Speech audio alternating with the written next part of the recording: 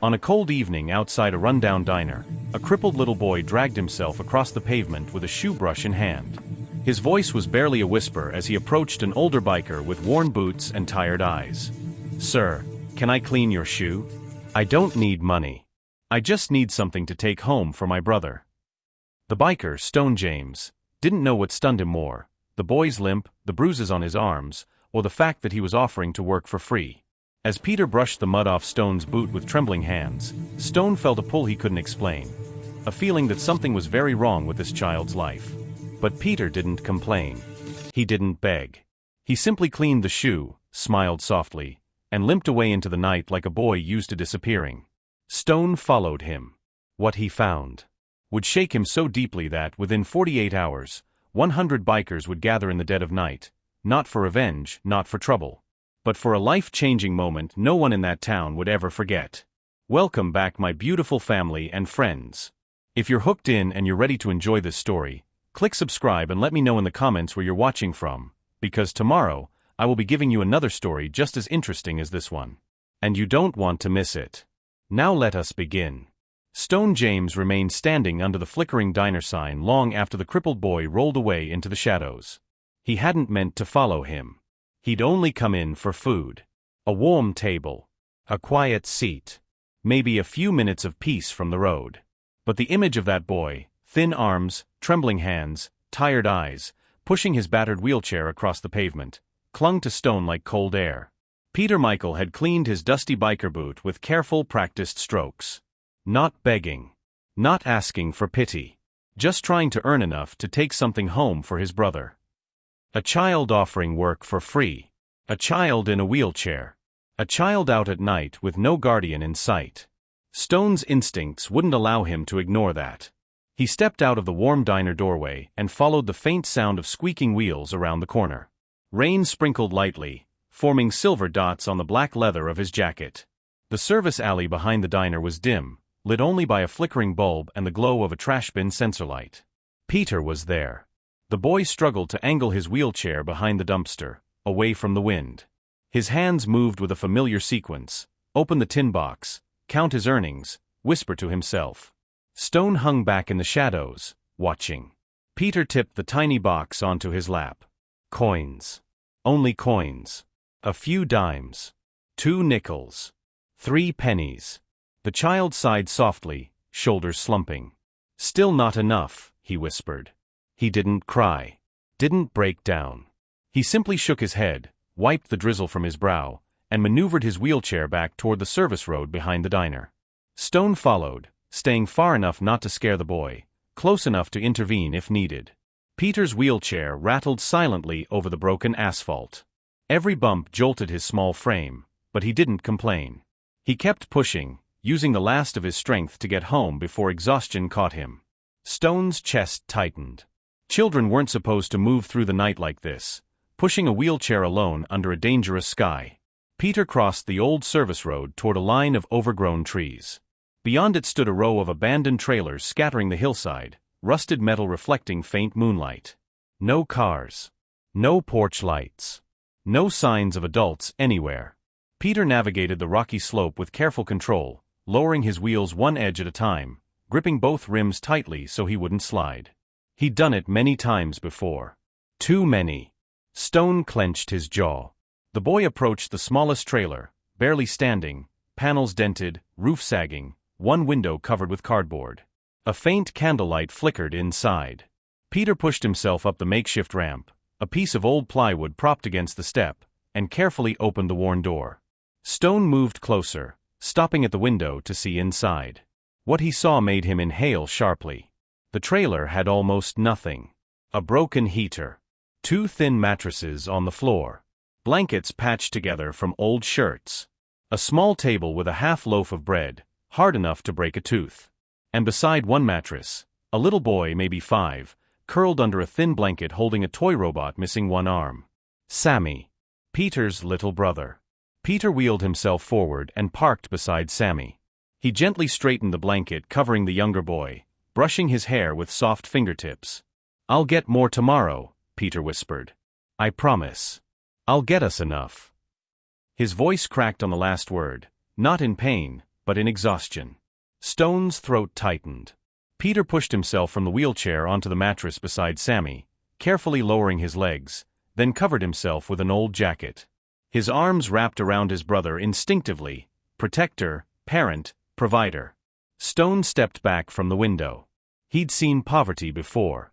He'd seen struggle. He'd seen children in rough situations. But a child in a wheelchair taking care of an even smaller child, with no adult anywhere, no food, no heat. This wasn't struggle. This was abandonment. Stone walked slowly back toward the diner, mud collecting on his boots. His heart beat with a mix of anger and disbelief. Who lets children live like this? What happened to their parents? And why did a crippled boy have to shine shoes in the cold just to keep himself and his brother from starving? Stone reached the edge of the parking lot. Tyson, another Hell Angel, stepped outside wiping grease from his hands. "You all right, Stone? You look different." Stone didn't speak right away. Rain ran down his face, faster than he could wipe it. He finally said, voice low, "That boy, he's not working to make money. He's working to survive." Tyson frowned. "What do you mean?" Stone looked straight at him. "He lives in a trailer with his little brother. No parents. No heat. No food." Stone exhaled shakily. "And he's in a wheelchair." Tyson blinked in disbelief. "A kid in a chair? Alone?" Stone nodded once. Tyson shook his head slowly. "That's not right." "No," Stone growled softly. "It isn't."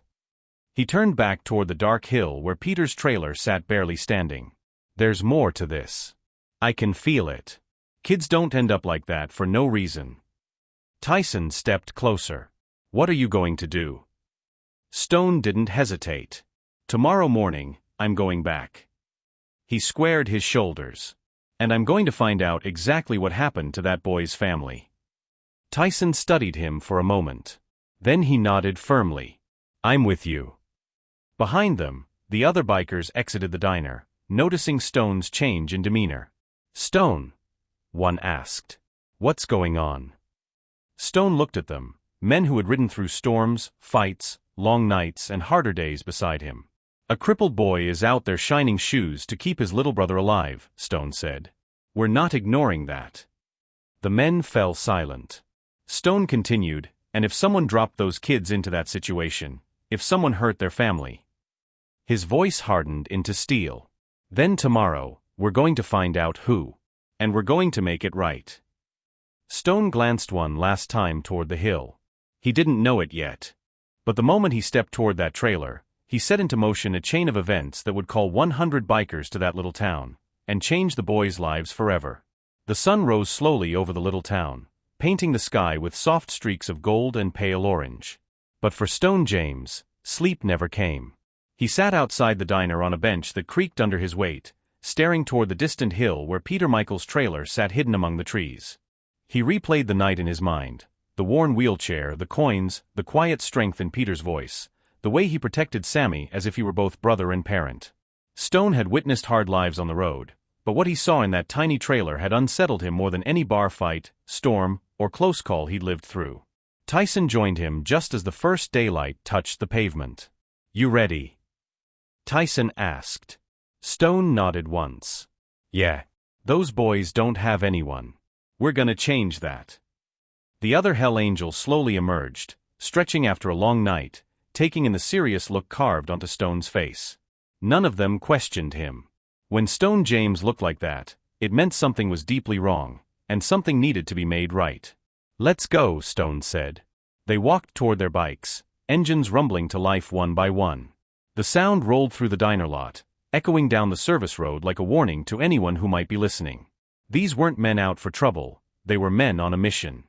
The ride to the trailer was short but silent. No jokes. No banter. Just purpose. Stone parked first and stepped off his bike. The trailer looked even worse in daylight. Rusted edges. Wooden steps sinking into the soil. A patched front window. A makeshift ramp leaning sideways. No sign of movement. Stone paused, letting the gravity sink in. He knocked gently on the thin door. For a long moment, there was nothing. Then, the sound of small wheels scraping across the floor. The door cracked open. Peter Michael looked up at him from his battered wheelchair, blinking against the morning light. He wore the same clothes as last night, because those were the only clothes he had. His voice was soft. "You came back." Stone nodded. "Yeah, kid. I said I would." Peter hesitated, looking down, one hand gripping the wheel tightly. "I don't have money today," he whispered. "But I can clean your shoe again later." Stone swallowed hard. "That's not why I'm here." Peter blinked, confused. Tyson stepped forward with a gentle smile. "Morning, champ. You mind if we come in?" Peter hesitated, glancing back at Sammy still asleep on the mattress. After a moment, he opened the door wider. "Okay. But, be quiet. Sammy's tired."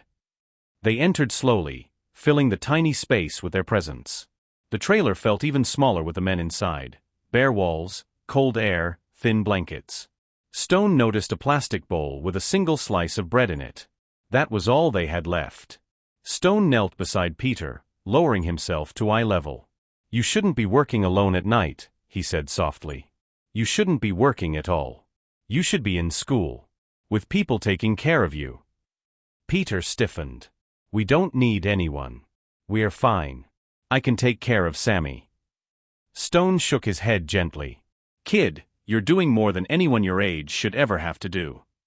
Peter's eyes glistened, not with tears, but with the weight of holding them back.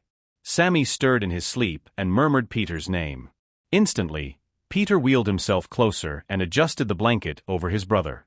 Stone watched, moved by the boy's instinct to protect even when he had nothing to give. "Where are your parents, Peter?" Stone finally asked. Peter froze. His hands tightened on his wheels. He looked at the floor. "My dad died," he said quietly. "They said it was a work accident. But people in town, they whisper. They say he saw something he shouldn't have." Stone listened carefully. "And your mom?" he asked gently. Peter's voice broke, just a little. "She went to talk to the man who owned Dad's job place. She never came back. They said she ran away. But I know she didn't." Stone's stomach twisted. He looked toward Tyson. Tyson looked toward him. The same conclusion formed silently between them. This wasn't a broken family. This was a silenced family. "Peter," Stone said softly, "why didn't you tell anyone?" Peter shook his head. "No one cares. People see us, but they don't look at us." He glanced toward the window. "And the rent man said if we complain, he'll throw us out." Stone stood slowly. He'd heard enough to know the truth. These boys were abandoned by more than their parents. They were abandoned by a system that should have protected them. He stepped outside, motioning for the other bikers to follow. Tyson's voice was low. "Stone, what's the plan?" Stone looked back at the fragile trailer. "The plan," Stone said. "We're taking responsibility for those boys. No more nights alone. No more hunger. No more fear." The men nodded. "And the people who did this?" Tyson asked. Stone's eyes hardened with quiet resolve. "We find them." He returned to the trailer and crouched next to Peter again. "Kid," he said softly, "I can't bring your mom back right now. I don't know what happened to her yet. But I'm not leaving you. Not today. Not tomorrow. Not ever." Peter's lips trembled. "Why?" he whispered. "You don't even know us." Stone placed a gentle hand on the wheelchair handle. "Because someone should have showed up for you long before now," he answered. "And I won't let you down the way others did." Peter stared at him, confused and hopeful all at once. Stone stood and looked at Sammy still sleeping peacefully. "This ends now," Stone murmured. "Their suffering ends right here." And for the first time in a long time, hope began to take root inside that broken trailer.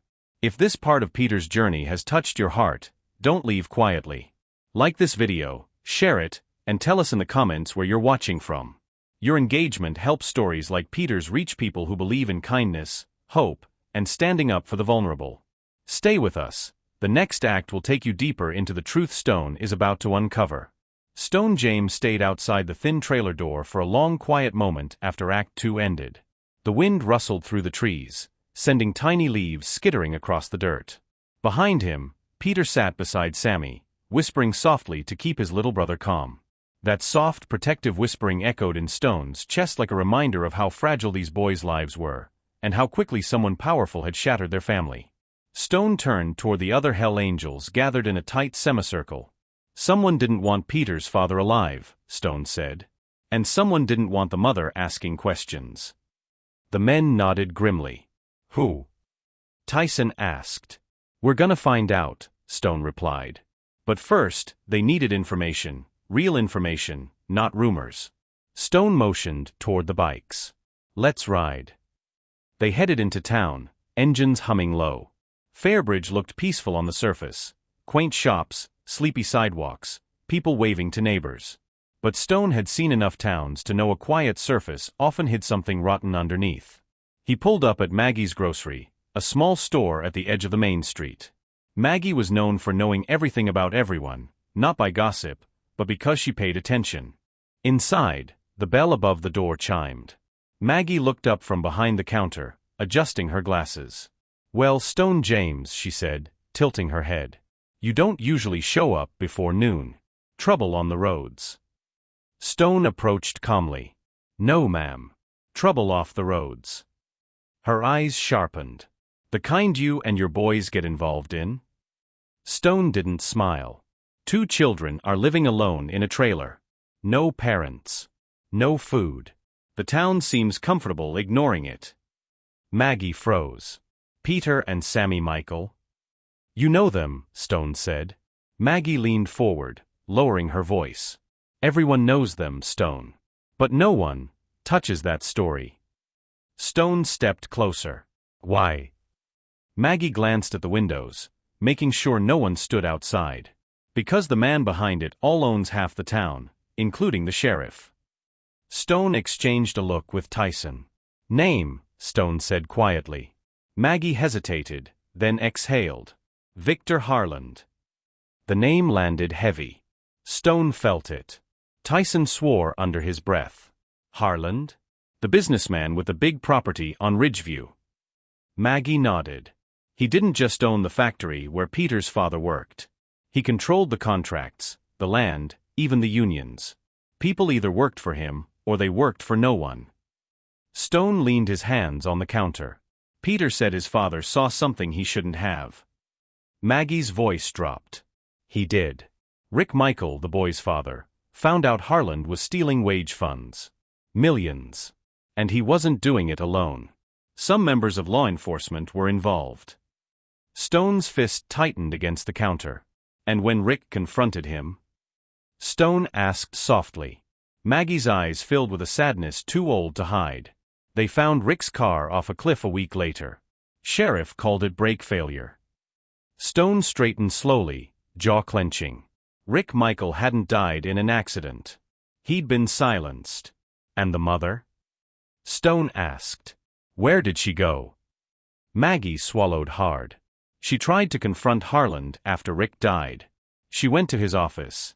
And she never came home. Sheriff said she ran off. Stone exhaled sharply. The room felt colder. Tyson stepped forward. So Harland took the parents, and the sheriff covered it up. Maggie nodded. And everyone else stayed quiet because they were scared. Stone's voice hardened. They left those boys alone to starve. Maggie looked down at her hands. Yes. A long silence settled. Stone finally spoke. Thank you, Maggie. She nodded. But Stone, be careful. Harland doesn't like when people look into his business. Stone tapped the counter gently. He's about to dislike it a whole lot more. Back outside, the Hell Angels gathered around Stone. Boss? One asked. Stone's eyes burned with a cold fire. We're visiting Harland. The engines roared to life again. Ridgeview Estate sat on the north side of town like a monument built on other people's suffering. Tall iron gates. Perfect lawns. Cameras hidden in the trees. A mansion too large for any one man to need. Stone and the crew rolled up to the gate. A security guard stepped out immediately. No entry, the man barked. Private property. Stone didn't flinch. "We need to talk to Victor Harland." The guard scoffed. "Make an appointment." Tyson stepped forward. "We're not here for a meeting." The guard's hand hovered over the radio. Stone raised a hand. "We don't want trouble. But we're not leaving without answers." The guard looked at the patches on their jackets, the steel in their expressions, the certainty in Stone's eyes. Then he made the wrong move. He lifted the radio. "Sir, we've got." Stone grabbed the radio out of his hand with lightning reflexes. "No radios," Stone said calmly.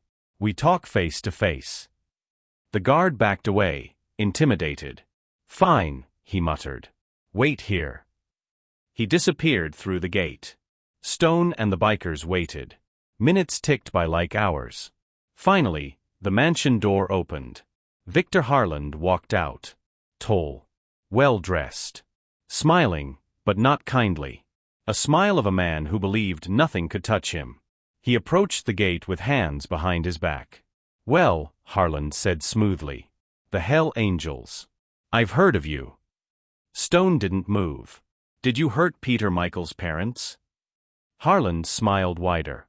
"That's a dangerous question." Stone leaned forward slightly. "So is ignoring it." Harland's eyes sharpened, cold, calculated. "I suggest you stay away from that family," Harland said. "For your own good." Stone's jaw tightened. "For their good," he replied. "We're just getting started." Harland tilted his head. "You're making a mistake." Stone didn't blink. "So did you." The bikers turned their engines back on slowly, a chorus of warning rumbling through the estate like distant thunder. Harland stepped back, adjusting his cufflinks. "This town belongs to me," he said. Stone stared at him through the metal gate. "Not anymore." They pulled away from the estate. But Stone felt it, the truth heavy in his chest. This wasn't just corruption. This was organized exploitation, protected by power. And if Harland had taken the parents, he might not be done yet. Stone looked back toward the hill where Peter and Sammy waited. "Boys," he murmured under his breath, "I won't let him touch you again." He meant it. And soon, the whole town would know it. Stone James rode back toward the trailer hill with the Hell Angels following close behind, engines rumbling like distant thunder. The morning light had settled fully over Fairbridge now, but the town felt different, tighter, quieter, like a place holding its breath. Victor Harland's words replayed in Stone's mind. "This town belongs to me." Stone had met men like him before, men who thought power made them untouchable. But every empire had cracks. And every lie eventually leaked. As they reached the tree line near Peter's trailer, Tyson rode up beside Stone. "That man's hiding something," Tyson said. "And not small stuff. You felt it too." Stone nodded. "Yeah. He's scared. He just hides it well." "But scared of what?" another biker asked. Stone slowed his bike. "Whatever Rick Michael knew before he died." They parked at the base of the hill and walked the rest of the way to the trailer. Peter was outside this time, maneuvering his wheelchair carefully over the dirt. He saw Stone and offered a timid smile. "You came back again." Stone knelt beside him. "Yeah, kid. Like I said. I'm not leaving you." Peter's eyes softened. Sammy peeked from the trailer doorway, rubbing sleep from his eyes. Peter wheeled closer to him. "Sammy, it's okay. These are the men I told you about." Sammy nodded shyly. Stone stood and addressed the boys gently. "We went into town this morning. Talked to some people. Learned some things about your dad." Peter looked up sharply. "What things?" Stone paused, choosing his words carefully. "Your dad was trying to protect your family. He found out someone was stealing money. Big money. Money meant for workers. When he tried to expose it, something happened to him." Peter swallowed hard. "And my mom?" "We don't know yet," Stone said honestly. "But we're going to find out." Peter's eyes glistened. "I told everyone Daddy didn't just crash. No one listened." Stone placed a steady hand on the wheelchair handle. "We're listening. And we're going to prove you're right." Tyson stepped forward, clearing his throat. "Stone, there's something else." Stone turned. "Last night," Tyson said, "when I checked the back of the trailer, I saw something odd under the foundation. Like a loose panel." Stone's eyes narrowed. "Show me." They moved around to the back of the trailer. Tyson knelt and tapped the lower side panel, hollow. "Help me pull it," he said. Stone and Tyson gripped the rusted metal and pried it loose. The panel fell away, revealing a dark compartment beneath the trailer floor. Peter gasped. "Mama always said that part was broken. She never let us near it." Stone pulled a small flashlight from his vest and shined it inside. A metal box sat tucked in the shadows, dented, locked, but intact. Stone reached in and pulled it out. Peter watched with wide eyes. "That was Daddy's toolbox," Peter whispered. "He took it everywhere." Stone placed it carefully on the ground. "Stand back," he instructed gently. Using a flathead from his belt, Stone pried at the box's latch until it snapped open with a metallic pop. Inside were papers, notebooks, and a small flash drive. Tyson's eyes widened. "Bingo!" Stone pulled out a stack of handwritten pages. Rick Michaels' handwriting filled every line: dates, numbers, signatures, companies, transactions. Peter wheeled closer. "What is it?" Stone flipped through the pages. "This is proof," he said. "Your dad documented everything: stolen wages, fake employment records, shell companies. He even wrote notes about the threats." Peter's lips trembled. "So Daddy didn't die for nothing." Stone's voice softened. "No, kid. He died trying to protect you and Sammy." Stone reached deeper into the box and lifted a small envelope sealed with tape. He opened it carefully. Inside was a picture. A picture of Peter's mom. Taken in the Harland office lobby. Rick had written a date on the back, the day before she vanished. Stone exhaled sharply. "She went to confront Harland," Stone murmured. "And she didn't make it home." Tyson shook his head in disgust. "That man's darker than we thought." Stone's voice hardened. "But this time, he's not the only one with power." He stood and looked at the Hell Angels gathered around the boys. "We're taking this evidence straight to someone who can use it. The sheriff is dirty. But the town has a federal branch in the city. They're not under Harland's thumb." Peter watched Stone with a mixture of hope and fear. "Stone, will they believe you?" Stone crouched beside him. "They'll believe the truth. And we've got it now." Peter blinked tears out of his eyes. "You're doing all this, for us?" Stone placed a hand on the back of the wheelchair. "Kid, you're not alone anymore. You and Sammy deserve better. You deserve safety. You deserve justice." Sammy reached out and touched Stone's hand with his tiny fingers. Stone's chest tightened. Tyson cleared his throat softly. "We should move. Harland's men might already know we visited." Stone nodded. "Peter. Sammy. Pack a bag. You're coming with us. We're not leaving you here." Peter looked stunned. "We've never left the trailer before." Stone smiled gently. "You are now. You're family to us." Peter wiped his eyes, nodding slowly. "Okay."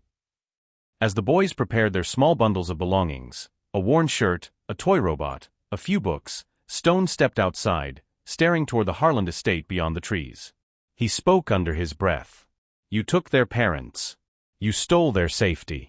But you're not taking one more thing." He turned back to the group. "Let's go." The Hell Angels formed a protective circle around the boys as they moved toward the bikes. The engines revved like an army waking up. This wasn't just a ride. This was an escort. A promise. A declaration. As the bikes pulled away with the boys safely in the middle, Stone knew. This was far from over. But now, the boys weren't fighting alone. The engines roared as the Hell Angels pulled onto the highway, surrounding Peter and Sammy like a moving fortress. Cars slowed, drivers stared, not in fear, but confusion. It wasn't every day you saw seasoned bikers flanking a child in a wheelchair, rolling safely inside a custom-built sidecar Tyson rigged from spare parts. Peter clutched the metal bar beside him, eyes wide but trusting. Sammy sat on his lap, tiny hands gripping Peter's jacket. Stone rode in front, jaw tight, mind racing. They had the evidence. They had the boys. They had the truth Rick Michael died trying to reveal. Now they needed someone who couldn't be bought. The closest federal field office was 40 minutes away, across winding roads, open fields, and the long strip of highway Harland practically owned with his influence. Stone didn't say it aloud, but he knew. Harland would strike the moment he realized the boys were gone. Halfway down the highway, Tyson rode up beside Stone. "You think Harland knows yet?" Stone didn't look away from the road. "He will soon. And when he does, he'll come for us." Tyson nodded grimly. "Then we better move faster." As they crossed the county line, the sky darkened. Heavy gray clouds settled low, thick with warning. Wind picked up, rattling the leaves and bending the branches like nature itself tensed at the coming clash. Sammy curled into Peter. "Where are we going?" he whispered. Peter stroked his brother's hair gently. "To someone who can help us, Sammy. Someone Stone knows." Sammy leaned back, trusting his older brother the way younger children trust light in a dark room. Peter, however, stared ahead with a quiet fear. "What if they don't believe us?" he murmured. Stone overheard, even through the wind, and slowed his bike until he was riding beside the sidecar. "Peter," Stone said without turning his head, "the truth is on your father's pages. No one can deny what he wrote." Peter held the metal toolbox tightly. "It's all he left us." Stone's voice softened. "He left you more than that. He left you the strength to survive until help came. And now it's here." Peter blinked away tears. For the first time, hope didn't feel dangerous. They reached a small town just outside Fairbridge, neutral ground, untouched by Harland's reach. Stone pulled into a gas station for a moment's rest and to check the route ahead. The boys stayed inside the sidecar to stay warm as Stone stepped aside with Tyson. "Something's off," Tyson muttered. "No traffic going east. No patrols. No local cars." Stone nodded. "He's clearing the path. Harland wants us isolated." Tyson looked toward the empty horizon. "You think he sent men?" Stone didn't answer immediately. Then he said, "We're not turning back." Before Tyson could reply, one of the bikers whistled sharply. "Stone, truck approaching. Black windows." Stone's pulse kicked. A black SUV pulled into view, slowly rolling down the opposite lane. It didn't speed up. Didn't slow down. Didn't turn into the station. It just watched. Stone stepped forward, subtly blocking the boys from view. The SUV crawled past. Sammy buried his face into Peter's shoulder. Peter whispered, "Stone. I'm scared." Stone placed his hand over Peter's for a moment. "I won't let anything happen to you." The SUV disappeared around the curve, but Stone knew what that meant. They were being tracked. Tyson's jaw tightened. "We need to move." Stone walked to his bike, voice steady but urgent. "Form the shield formation. Boys stay in the middle. No gaps." The Hell Angels formed a perfect circle around the sidecar, a moving wall of leather, steel, and determination. They pulled out of the gas station. The storm clouds pressed lower. The last stretch of highway to the federal field office cut through open fields. No houses, no crossroads, nowhere to hide. If Harland wanted to stop them, this was the place. Stone kept glancing at the mirror. Nothing. Nothing. Then, a truck. Not the SUV. A larger one. Pickup style. Dark green. Windows tinted. It appeared behind them like a ghost rising from fog. Tyson cursed under his breath. "That's them. No doubt." The truck kept distance. Not close enough to ram, not far enough to ignore. Watching. Waiting. Stone's heart hammered a steady rhythm. "Stay tight," he called out. "Do not break formation." Peter clutched the box even closer. Sammy whimpered softly. Stone forced his voice calm. "Peter, look at me." The boy looked up, eyes trembling. "You're doing good," Stone said. "You're brave. More than you know." Peter swallowed hard. "Daddy always said, courage is doing what's right even if it scares you." Stone's throat tightened. "He was a good man," Stone said. "And you're just like him." Peter's breath hitched, but he managed a small nod. The truck behind them inched forward. then slowed, then followed again. A warning, a threat, a reminder. Stone gripped the handlebars. Tyson, how far? 5 minutes. Tyson shouted, "Keep going." The highway bent, revealing the outskirts of a federal complex. Tall fences, security towers, beige buildings rising behind the trees. Stone exhaled. They were close. They were almost safe. Almost. The truck suddenly sped up. Peter gasped. Sammy clung to him. Stone's voice hardened into steel. "Go." The Hell Angels accelerated in perfect unison. Engines howled. Tires burned against asphalt. Dust exploded behind them. The truck lunged forward, but it was too late. The bikers crossed onto federal property. The truck slammed to a halt outside the boundary line like a predator stopped by an invisible wall. Stone parked first. The others circled around the boys. Federal guards rushed toward them, weapons drawn. Stone raised both hands calmly. "We're here to report a crime." One guard stepped forward. "Who are you?" Stone looked him dead in the eyes. "People who just saved 2 children from a monster." Peter held out the metal toolbox with trembling hands. "This is what my dad died for." The guard hesitated, took the box, opened it. His face changed instantly. "Bring them inside," he ordered. "Now." Stone placed a hand on Peter's shoulder. "You're safe," he whispered. "You made it." Peter burst into quiet tears. If this part of the story touched you, don't scroll away. Like this video, share it, and drop a comment telling us where you're watching from. And here's a question for you. If you were Stone, would you risk everything to protect 2 children you barely knew? Your answer might show someone else what kindness really looks like. Inside the federal building, everything moved fast. Doors opened. Agents appeared. Uniforms whispered into radios. But Peter Michael, small, fragile, gripping the armrest of his wheelchair, felt the world slow around him. Federal officers carefully guided him and Sammy through security, treating them not as intruders, but as children who had survived something unspeakable. Stone James stayed close behind them. He didn't like buildings. He didn't trust formal systems. But today wasn't about him. Today was about truth, justice, and 2 boys who had been invisible for far too long. An agent led them into a conference room with clean white walls, warm lighting, and a long wooden table. A pitcher of water sat in the center. Sammy reached for Stone's hand, nervous. Stone knelt beside him. "You're safe, little man. Nobody can touch you here." Sammy nodded, clinging to his brother. Moments later, the door opened. A middle-aged woman with a sharp gaze and calm posture entered, holding a tablet under her arm. She wore a navy suit, her badge clipped to her belt. Special Agent Elena Ward, Federal Investigations Unit. She nodded respectfully at Stone, then knelt beside Peter's wheelchair. "Peter Michael?" she asked gently. Peter straightened. "Yes, ma'am." "You're very brave," she said softly. "Your father left something important behind. Something he wanted the world to see. And you protected it." Peter lowered his gaze. "I tried." She smiled. "You did more than try. You survived. And you spoke up." Agent Ward stood, addressing Stone. "We reviewed the documents in the metal box.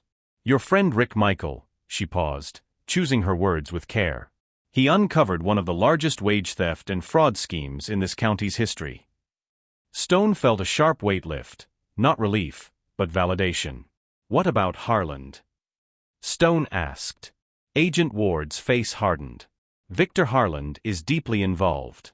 He's been laundering stolen funds through fake workers, fake contracts, and shell companies for years. Your evidence confirms it." Stone exhaled. Peter looked up. "So, they believe us?" Agent Ward turned to him. "Peter, the evidence your father collected is enough to open a federal investigation. Enough to freeze accounts, suspend operations, and enough to bring down Harland." Peter's eyes filled with tears he finally allowed to fall. "And my mom," he whispered. "Can you find her?" Agent Ward's expression softened with empathy. "We're going to try," she said. "We're going to treat her disappearance as part of this case." Peter nodded slowly, wiping his face with his sleeve. Stone placed a hand on the boy's shoulder. "See, kid? Your dad didn't fight alone. And your mom didn't disappear for nothing." Tyson approached Agent Ward. "So what's next?" She sighed, glancing at the tablet. "Once Harland realizes the boys are missing, he'll panic. He'll try to flee or destroy evidence. We need to act fast." Stone crossed his arms. "He already followed us once." "We know," Ward replied. "We found tire marks near county line checkpoints. We believe one of Harland's men is monitoring main roads." Stone's jaw tightened. "He won't stop." Agent Ward nodded. "No. Men like him never do. That's why we're moving now." She looked at Peter again. "We'll assign protection. You and your brother will stay inside the federal housing unit tonight. Officers will watch your door." Peter nodded nervously. "Stone, can you stay?" Before Stone could answer, Agent Ward shook her head. "Unfortunately, he can't stay in the secured wing. But he can visit once we clear initial protocols." Peter gripped Stone's vest. "I don't want you to leave." Stone knelt again, meeting him eye to eye. "Kid," Stone said softly, "you've already survived the worst. I'm not letting anything happen to you now. You hear me? I'll be right here. And tomorrow, we finish what your dad started." Peter smiled weakly, wiping more tears with his sleeve. Sammy climbed into Stone's arms for a hug. His voice was tiny. "Don't go." Stone held him close, his big hands gentle on the little boy's back. "I'm not going far," Stone promised. "I'm coming back." Agent Ward gave Stone a respectful nod. "You and your men did the right thing today. Without you, these boys would still be unheard." Stone rose, shoulders squared. "We're not done yet." Outside, as the Hell Angels gathered near their bikes, the air felt heavier. Clouds still hovered low, threatening rain. The wind carried a chill that didn't belong to weather, it belonged to fear. Tyson checked his phone. Nothing yet. No messages. No warnings. But Stone felt it in his bones.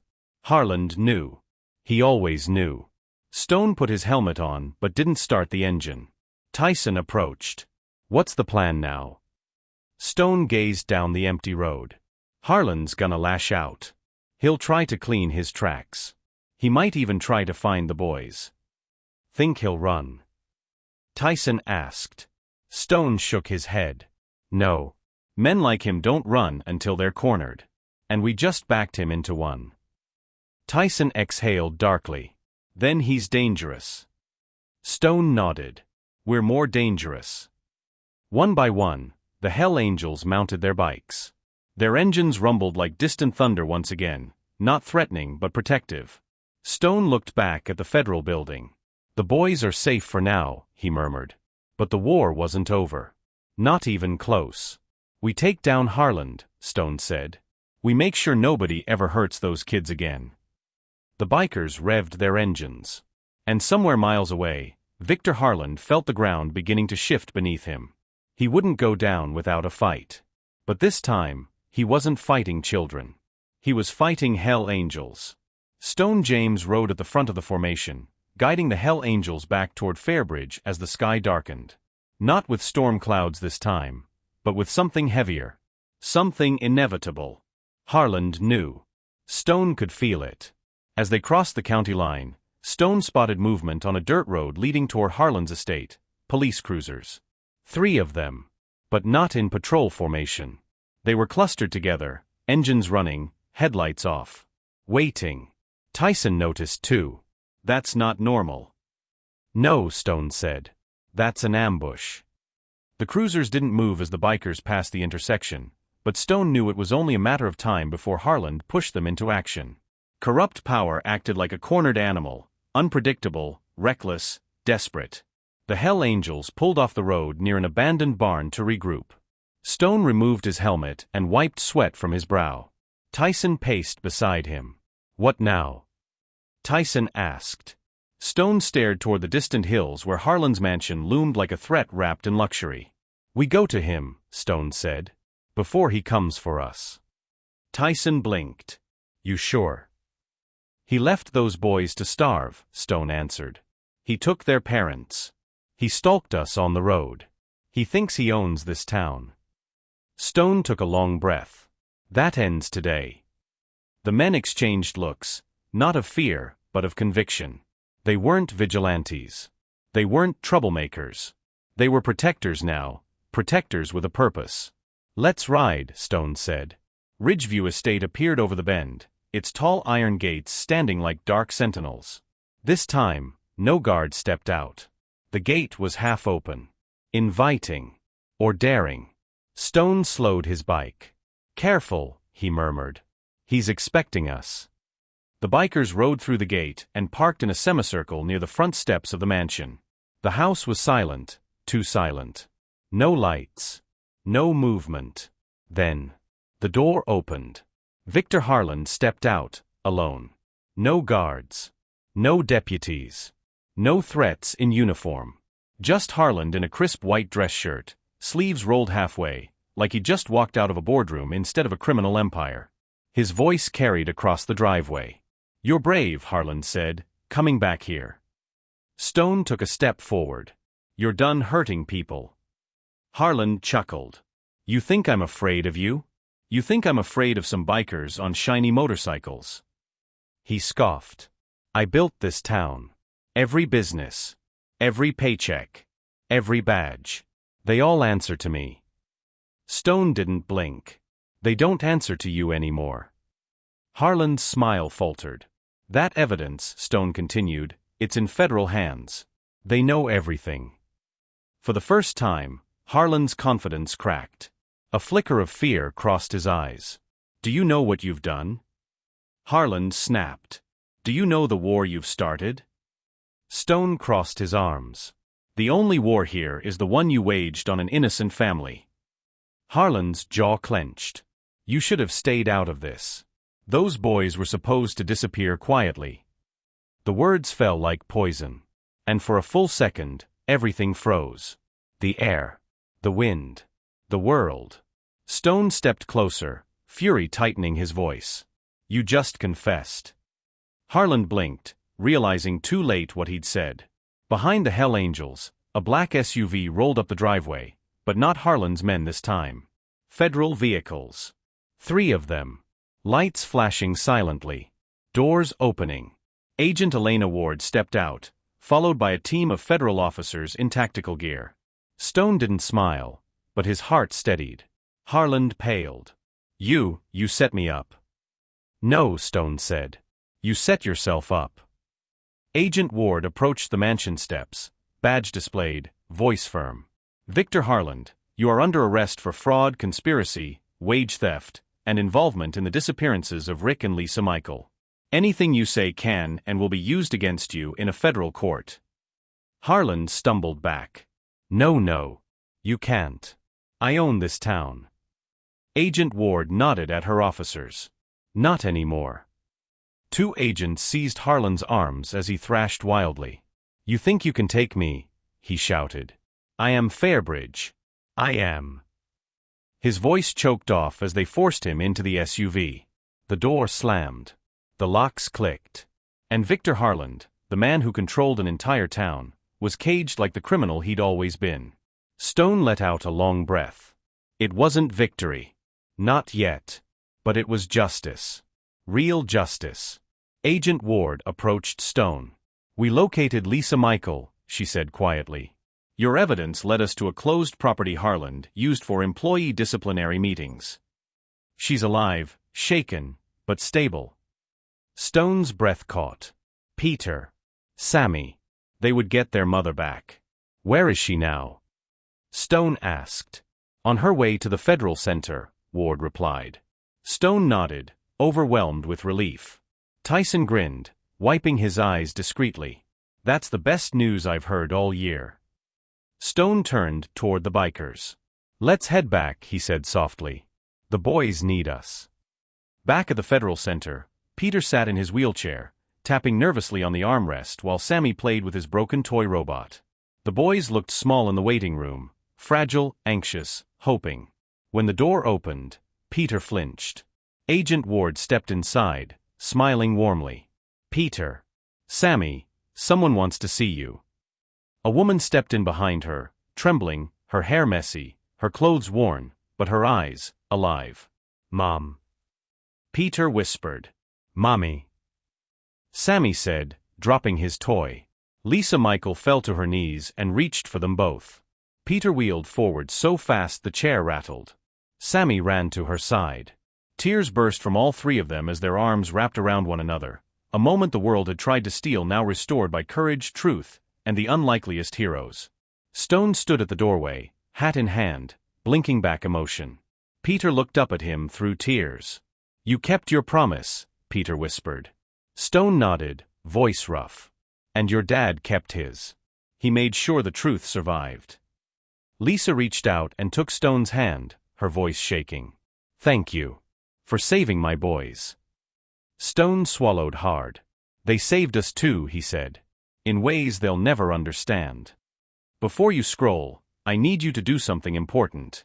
If Stone's courage and Peter's fight for survival moved you even a little, drop a comment right now. I stand with Peter. Type it. Let the world see it. Let the algorithm push this story to more people who believe in kindness, justice, and protecting the vulnerable. And while you're there, tell us where you're watching from, because stories like this remind us we're a global family, connected by compassion. Your comment can lift this video. Your comment can amplify this message. Your comment can protect the next Peter out there. So do it now. Comment I stand with Peter and your city.